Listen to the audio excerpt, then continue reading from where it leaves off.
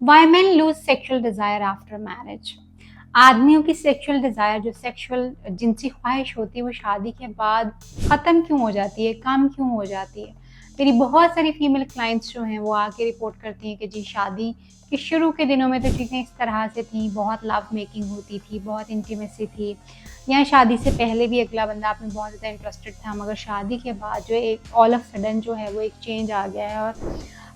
अगला ऐसा लगता है कि जैसे अगला बंदा हमें इंटरेस्टेड ही नहीं है, या उसको हमसे अब इतनी मोहब्बत नहीं है, हम उसके लिए इतने अट्रैक्टिव नहीं रहे, या हमारे से उनकी वो सेटिस्फेक्शन जो है वो नहीं हो रही। ये कंसर्न बहुत सारी फीमेल्स जो हैं वो आके उठाती हैं। ऑन द अदर हैंड आदमी भी यही सोचते हैं कि हालांकि उनका कोई लव अफेयर नहीं है, हाल कुछ भी ऐसी चीज़ें नहीं चल रही हैं कि वो डिससेटिस्फाई हैं या अपनी वाइफ को मोहब्बत नहीं करे, मगर उनके अंदर वो सेक्सुअल डिज़ायर जो है उतनी नहीं होती, पहले से बहुत ज़्यादा कम हो चुकी होती है, जो कि मोस्ट ऑफ द टाइम इसकी रीजंस जो हैं, मेजर रीजंस जो हैं वो साइकोलॉजिकल होती हैं, इमोशनल डिस्टेंसिंग होती है, यानी नफ्सियाती होती हैं, या जज्बाती तौर पे एक दूसरे से दूरी होती है, स्ट्रेस, जहनी दबाव होता है, और उसके साथ साथ रिस्पॉन्सिबिलिटीज़ होती हैं, और रोल का स्विच हो जाना जो है होता है। आज की इस वीडियो में हम खास तौर पे उन मेजर रीजंस की बात करेंगे जो कि आदमियों में शादी के बाद सेक्सुअल डिज़ायर को कम करने में जो है अहम रोल प्ले जो है वो करती हैं, वो क्या है। अस्सलाम वालेकुम जी, मैं हूँ डॉक्टर ताहिरा अरबाब। मैं एक माहिर नफ्सियात होने के साथ-साथ रिलेशनशिप थेरेपिस्ट और सेक्स थेरेपिस्ट हूँ। व्यूअर्स, सबसे पहली और मेजर रीज़न जो है जिसकी वज़ह से आदमी जो है वो अपना सेक्सुअल डिज़ायर, उनकी ख्वाहिश होती है, जो जिनसी ख्वाहिश होती है उसमें कमी जो आती है वो उनका स्ट्रेस होता है। शादी से पहले जो होते हैं वो मेकआउट करते हैं, मिलते हैं, डेटिंग होती है, आप एक-दूसरे से फ़ोन पे बात करते हैं, बहुत अच्छा फ़ील हो रहा होता है। मगर शादी के बाद क्योंकि बहुत सारे फाइनेंशियल जो हैं कंस्ट्रेंट्स जो हैं वो आपको फेस करना पड़ते हैं, रिस्पॉन्सिबिलिटी जो है वो आ जाती है आपके ऊपर। फैमिली आपने जो है वो रिस्पॉन्सिबिलिटी अपनी निभानी होती है, वर्कलोड जो है बहुत ज़्यादा हो रहा होता है, और उसके साथ-साथ जो है आपकी जो पेरेंटिंग की रिस्पॉन्सिबिलिटीज़ जो हैं वो भी बहुत ज़्यादा जो है वो होना शुरू हो जाती हैं। जिसकी वज़ह से आम तौर पे आदमी जो हैं वो स्ट्रेस्ड रहते हैं। आम तौर पे वो कभी भी रियलाइज़ नहीं करेंगे कि वो स्ट्रेस्ड हैं, क्योंकि उनको ये सिखाया ही नहीं जाता कि आप कहीं पे भी जो है अपने आप को वीकर फ़ील कर सकते हैं। स्ट्रेस हमेशा उनके साथ-साथ चलता रहता है, और वो इंटरनलाइज़ उसको एक नॉर्मल अपनी कंडीशन जो है समझ के उसके साथ चीज़ों के साथ कोप करने की कोशिश करते हैं, और एक स्ट्रेस माइंड और बॉडी जो है वो कभी भी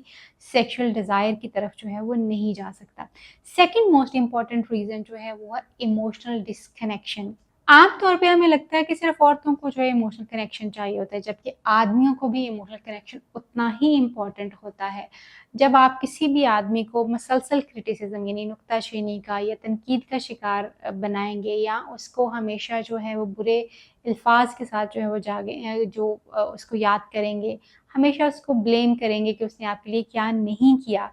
तो उस सूरत-ए-हाल में अब फीलिंग जो है वो आपकी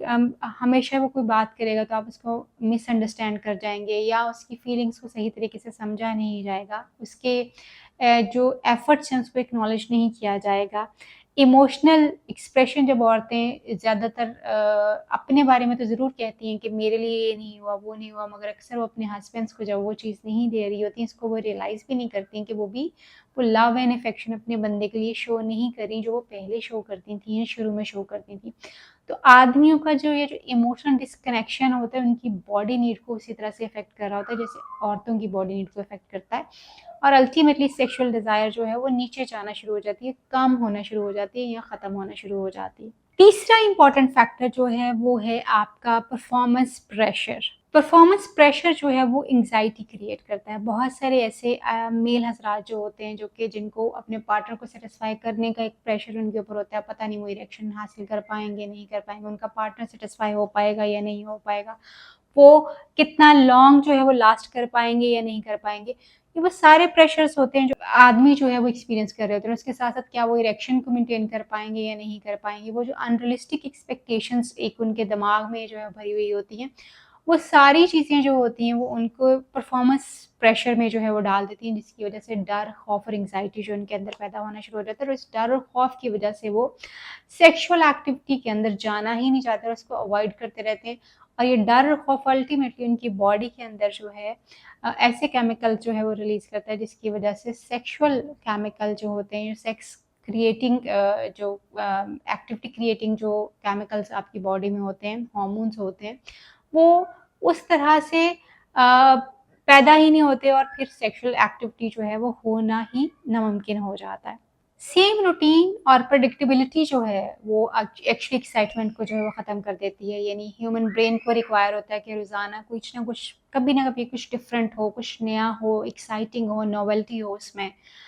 लेकिन क्योंकि हम रोज़ाना एक ही काम करते हैं, रोज़ाना वही हमारी रूटीन होती है, सुबह ऑफ़िस जाना, घर आना, वही घर की रूटीन, वही सारी बातें, वो हर चीज़ जो है, एनवायरनमेंट वही, वही bedroom, everything is the same. तो जिसकी वज़ह से सेक्सुअल एक्साइटमेंट जो है वो कम होना शुरू हुई थी। इसका मतलब ये नहीं है कि आपको हर रोज़ एक नया पार्टनर चाहिए, आपको हर रोज़ एक नया बेडरूम चाहिए, नो नॉट एट ऑल। मगर कभी ना कभी आपको थोड़ा डिफरेंट चीज़ों को करने की ज़रूरत होती है, जैसे रोल प्लेस करने की ज़रूरत होती है, जैसे कुछ एक्साइटिंग करने की ज़रूरत होती है, डिफरेंट चीज़ें आपस में ट्राई करने की ज़रूरत है। जब ये मोनोटनी इतनी ज़्यादा हो जाती है आपके रिलेशनशिप में, तो आपका ऑफ कोर्स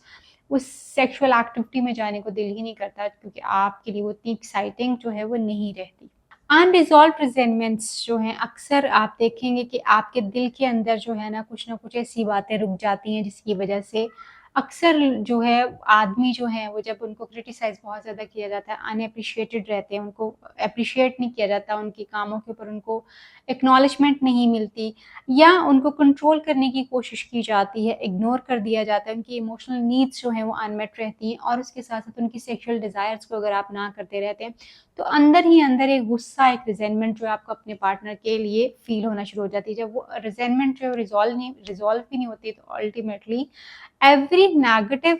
इमोशन जो है वो आपके पॉज़िटिव इमोशन को पैदा करने में एक बड़ी रुकावट जो है वो बन जाता है। सो आपका दिल ही नहीं करता कि आप अपने पार्टनर की तरफ जाके किसी भी इंटीमेट रिलेशनशिप में इन्वॉल्व हों और जाएँ। और फिर आदमी जब आप उनको क्रिटिसाइज़ बहुत ज़्यादा कर रहे होते हैं, जब आप उनको इल्ज़ाम तराशी कर रहे होते हैं, अनएप्रिशिएटेड होते हैं उनके लिए, तो यूजुअली उनके लिए अपनी वल्नरेबिलिटी दिखाना, अपने आप को ओपन करना एक बहुत बड़ा चैलेंज होता है, और वो ओपन नहीं हो पाते जहाँ पे उनको क्रिटिसिज़्म होता है, जहाँ पे उनको खौफ होता है, तो फिर वो उन लोगों के साथ, उन औरतों के साथ इमोशनली भी कनेक्ट नहीं कर पाते। लाइफ़स्टाइल चेंज इफ़ेक्ट्स जो हैं वो अक्सर नज़र आते हैं, क्योंकि एक नए पार्टनर के साथ आप रह रहे हैं, एडजस्टमेंट्स नहीं हो रही हैं, नई डिज़ायर, न्यू एक्सपेक्टेशंस में आपने उसको मीट करना होता है, लाइफ़स्टाइल जो कंप्लीटली चेंज हो चुका हुआ होता है, और समटाइम्स वो लाइफ़स्टाइल आपको पसंद आता है और समटाइम्स वो आपको नहीं पसंद आता, जिसकी वजह से आपका रिलेशनशिप जो है वो अक्सर ख़राब जो है वो हो जाता है, और अक्सर लोग जो है वो अनइंटरेस्टेड जो हैं वो हमें नज़र आते हैं, कि एज़ इफ़ वो इंटरेस्टेड जो हैं वो हैं ही नहीं है अपने रिलेशनशिप के अंदर और अपने पार्टनर के साथ, अपने ताल्लुक को जो है वो बनाने के लिए। स्लीप लोगों की जो है वो ख़राब हो जाती है, नींद का साइकिल कम हो जाता है। अक्सर जो है लोगों को एक्सरसाइज़ करने का टाइम जो है वो उस तरह से नहीं मिल पाता, दोस्तों से मिलने का टाइम उस तरह से नहीं मिल पाता। डिप्रेशन और एंग्ज़ायटी, स्ट्रेस की वज़ह से काफ़ी ज़्यादा जो ट्रिगर हो गया हुआ होता है। अक्सर जो है मेडिकल कंडीशंस अगर लोगों की ज़िंदगी में हो, तो उसकी वज़ह से अक्सर सेक्सुअल प्रॉब्लम्स जो हैं लोगों को फ़ेस करना पड़ रहे होते हैं। कोई ना कोई वेट गेन और अनहेल्दी जो है वो एक्टिविटी की वज़ह से लोग जो है वो बहुत सारी मेडिकल और साइकोलॉजिकल कंडीशंस को फेस कर रहे होते हैं, जिसकी वजह से अक्सर जो है उनका sexual interest, sexual excitement, sexual desire जो है वो ख़त्म ना होने के बराबर जो है वो रह जाती है। आप डिज़ायर को कभी भी सेपरेटली जो है वो ट्रीट नहीं कर सकते कि जी इसका क्या ताल्लुक है। बहुत सारी चीज़ें आपस में इंटरलिंक्ड होती हैं,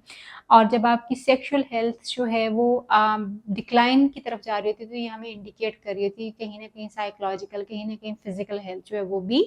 डिक्लाइन की तरफ जो है वो है। कपल्स आमतौर पे कर क्या सकते हैं अपने आप को बेहतर करने के लिए? इससे पहले कि ये सवाल जो है आप एक-दूसरे के ऊपर इल्ज़ाम लगाना शुरू करें और एक-दूसरे को जो है वो टॉन्ट करना शुरू करें, उससे पहले अगर आप अपने आप से ये चंद सवालात कर लें, तो बहुत सारी चीज़ें जो हैं वो आपकी सेफ़ हो सकती हैं। अपने आप से भी कर सकते हैं और अपने पार्टनर से भी कर सकते हैं। सबसे पहला सवाल आपको अपने आप से पूछने की ज़रूरत है कि क्या हम लोग जो है आपस में इमोशनली कनेक्टेड हैं या नहीं हैं? क्या हम एक-दूसरे के साथ क्वालिटी टाइम जो स्पेंड कर रहे हैं या नहीं कर रहे? क्या हम एक-दूसरे से ओपनली बातचीत करते हैं या नहीं? हर चीज़ के बारे में बातचीत होती है या नहीं होती? क्या हम अनरिज़ॉल्व्ड, हमारे अंदर जो है वो रिज़ेंटमेंट्स हम अभी तक कैरी किए हुए हैं, यानी अनरिज़ॉल्व जो है हमारी चीज़ें उसी तरह से चल रही हैं, कोई ना कोई तकलीफ़, कोई ना कोई बात, कोई ना कोई हर्टफुल जुमला क्या हमारे दिल के अंदर उसी तरह से ही है।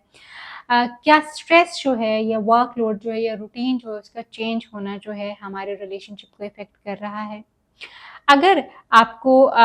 ये सारी चीज़ें जो हैं आपको समझ आ जाए, तो छोटे-छोटे से रवैयों के अंदर तब्दीलियाँ जो हैं वो आपके रिलेशनशिप को चेंज करके आपकी सेक्सुअल डिज़ायर को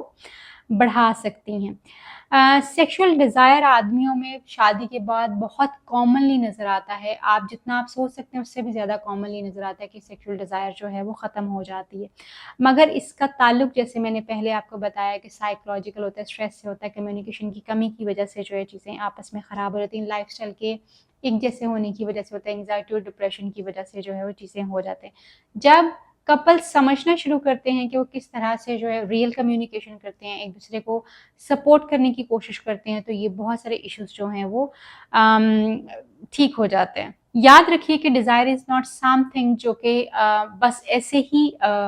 यू फाइंड इट, आपको मिलती है और आपको अंदर पैदा होना शुरू हो जाती है। नो, हेल्दी कपल्स जो होते हैं डिज़ायर को क्रिएट करते हैं, एक दूसरे के साथ ओपन कम्युनिकेशन करके, एक दूसरे के साथ इमोशनल एक्सचेंजेस करके, एक दूसरे की